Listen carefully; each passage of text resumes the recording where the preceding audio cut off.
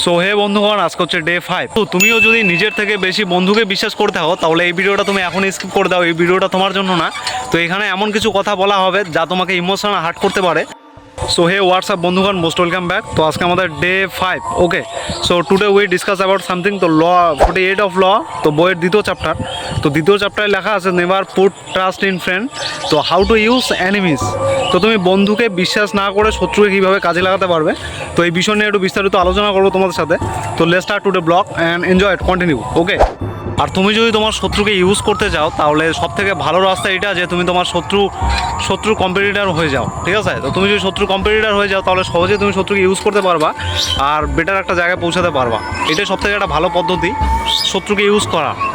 তো এই বইয়ের মধ্যে দ্বিতীয় চ্যাপ্টারে লেখা ছিল এটা, হাউ টু ইউজ এনিমিস আর do not trust your friends. দেখবে যতক্ষণ সে তোমাকে ইউজ করতে পারবে, যখন তোমাকে সে ইউজ করতে পারবে না তখন সে তোমার বন্ধু আর থাকবে না। অর্থাৎ প্রতিটা মানুষই কোনো না কোনো স্বার্থের কারণে পাশে থাকে, তেমন বন্ধুও স্বার্থের কারণে পাশে থাকে।